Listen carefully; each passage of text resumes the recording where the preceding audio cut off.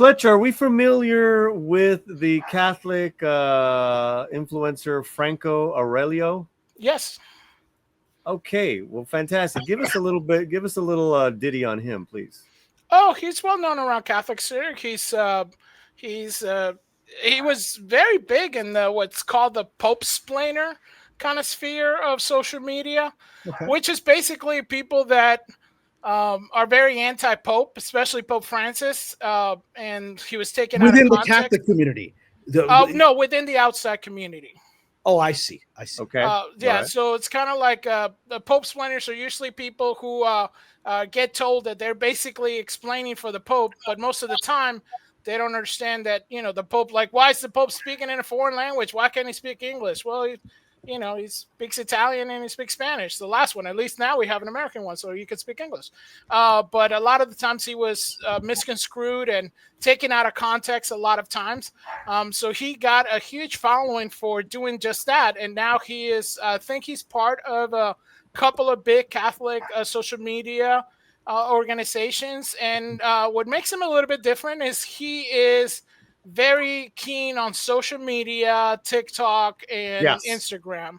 Yes. So he's very out there. So full stop. I haven't seen this video, Cameron. I saw your articles, and then when I was putting stuff together, I was like, "Oh, look, Franco just saw the movie, and look at the topics. He's it's exactly what Cameron put up." So, what do we point of view is? So let's see. Why don't we react to this together, and we'll trudge through this as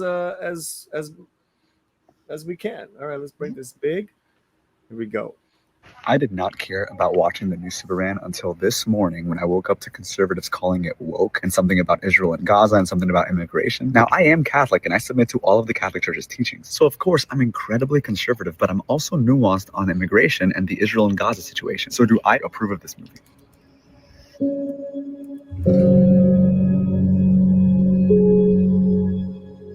Guy knows how to do the drama there. Nice. Builds you up. I want to know his answer. Yeah, I love it.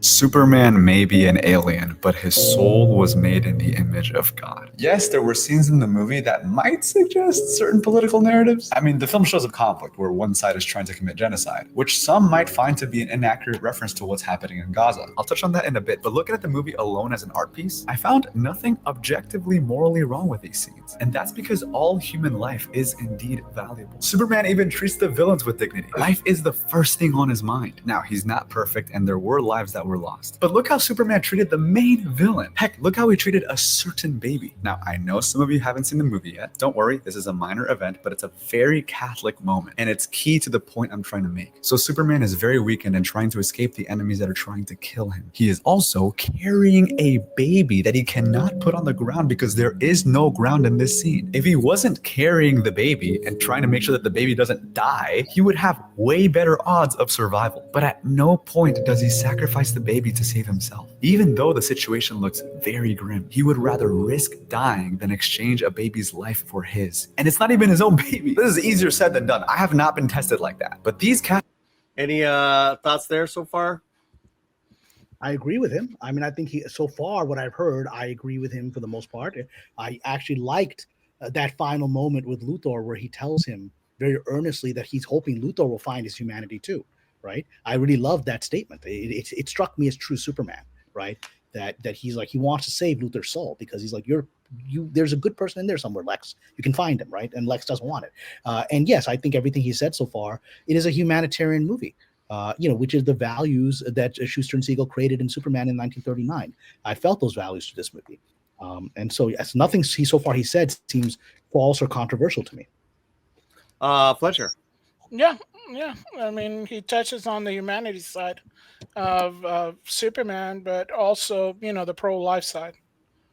Mhm. Okay, let's go back a little bit. Here we go. I have not been tested like that, but these Catholic women have, and my gosh, their stories are incredible. Very similar situation. By the way, I'm not trying to judge anyone's soul here. I just think that these stories are so inspiring, and I truly hope and pray that if I'm ever put in those situations, that I may be strong enough to imitate what these people did. Now, if you'd like to know what the Catholic Church officially teaches on Israel, immigration, genocide, anti-Semitism, and what is just war theory, go to any of these articles that I showed. And here's my take on Israel Gaza, which I've talked about before. And parents, make sure to check the Parents Guide before you take your kids to see a movie. I've done this before to look out and avoid lustful scenes. By the way, there is more Catholic and right-wing stuff in this film, but I'll just put it on screen because I am trying to keep this video short. Thank God for a movie that helps emphasize the value of human life. Even if the movie's not perfect. Not a perfect movie, but a movie that had virtues that we need to be reminded of.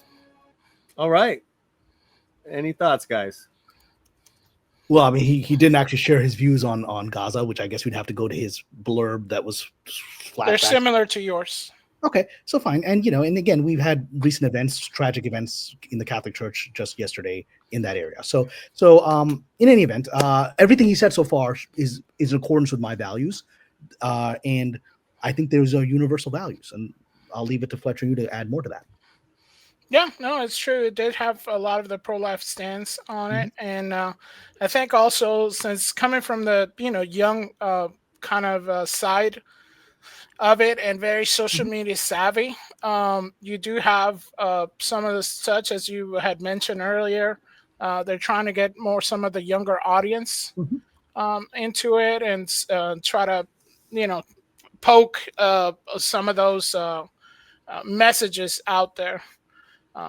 So yeah, in that quote, yeah, he's spot on. So I think it's fascinating. Again, it just proves my point. What I said earlier, the takes, it's wonderful.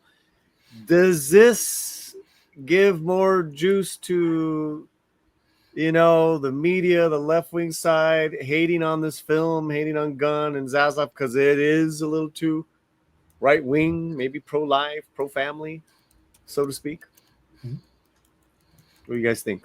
I mean, I think there is, because Generation Z is actually, it's an interesting thing. Generation Z is moving towards fight the man, but like I said, a different way from the millennials. The millennials were fight the man and they posited it in very left-wing values, right? And identity politics. Generation Z is actually, I think, more conservative on personal levels.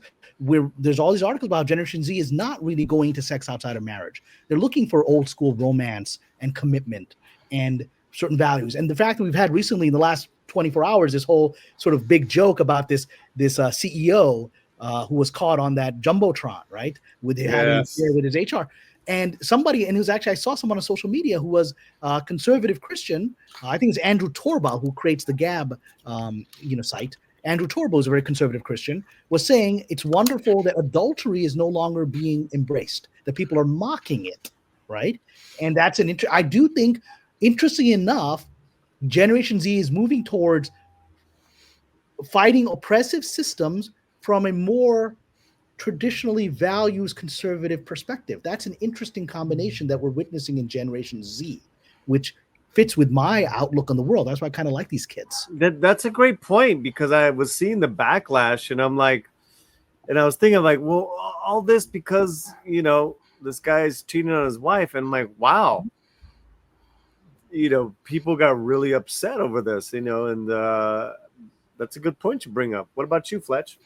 Yeah, I agree. I think, all this kind of culture, like so-called progressive culture, where you have, really bad things being promoted, it's good to start seeing, things like, being seen as a scumbag for cheating on your wife and kids as something that's good. I mean, it should be one of those things that should be shameful, and that's great to see.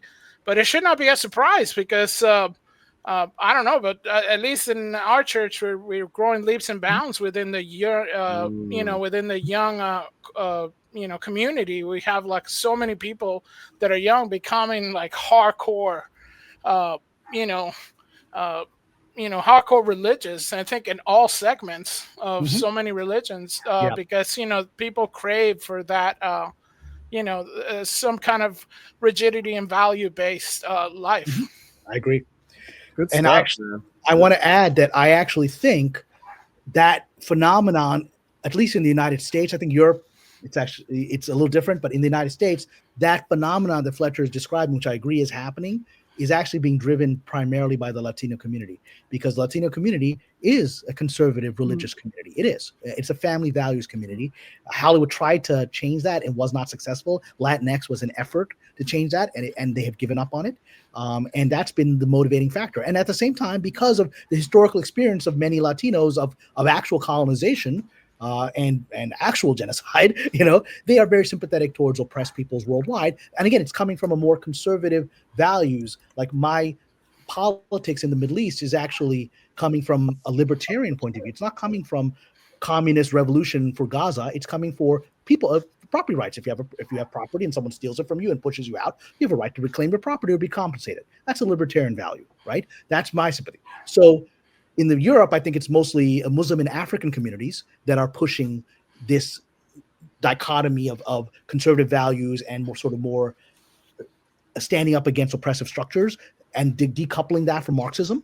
So it is these communities that are changing the dialectic, which I don't think Hollywood is ready for. But Gunn is prescient. He sees it coming and he laced that in here.